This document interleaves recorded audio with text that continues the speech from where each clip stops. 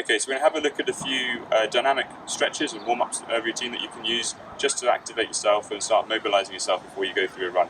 Generally speaking, you want to have a look at doing this ideally after a short cardiovascular warm-up, so maybe a gentle jog, brisk walk, or even a bit of a cycle just to get your system all turned on and warm, muscles starting to warm up as well. Once you've done that, you want to start looking at a few different options just to start mobilizing the joints area, getting your legs moving, and start activating your muscles as well. So one of the first drills which we like working on, or exercise we like doing, is called a leg swing. If you can find something nearby, a person, a post, or something like that, you can start swinging your leg.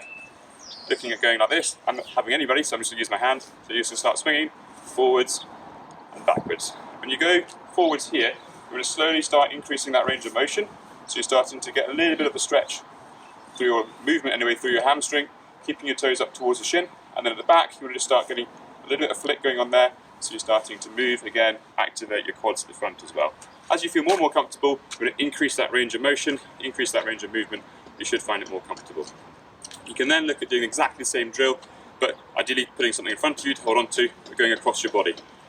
This time you're going to try and lead with the heel, like that, stabilize with the other leg, holding on to something in front of you, and again, you're looking at opening up that hip and opening the range of motion, increasing that range of motion as well as you feel more comfortable. When you've done that, you might look at doing some more dynamic warm-up stuff. So a couple of ones, or a few ones which we really like doing, is one which is called step, step, stretch.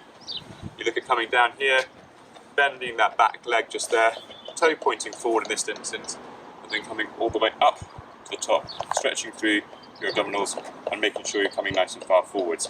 Notice this one with the toe forwards, it's working a little bit more on the hamstring.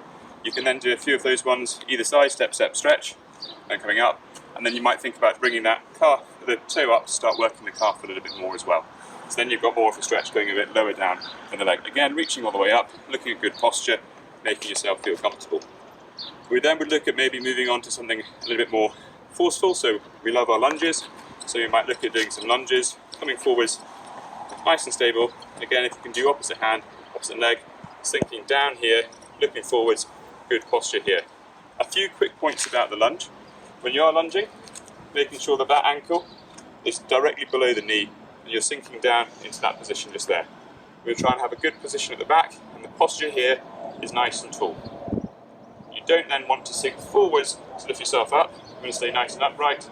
From there, up, and then into the lunge position is here again. Up, and going through there. As you progress with that drill, as you just saw me doing then, I'm just starting to get up onto the toes a bit more, and then sinking down. So making it a little bit more functional, a little bit more dynamic as well. You might then progress with a little bit of a skip in there as well. You make it a little bit more dynamic. You also can do the same thing by going out to the side, keeping both legs looking forwards, so then you're sinking down into that sort of position there. Again, good posture, staying upright and out to the side. That's just starting to work more of your adductors and also just activating the glute at a slightly different range of motion than you might normally do.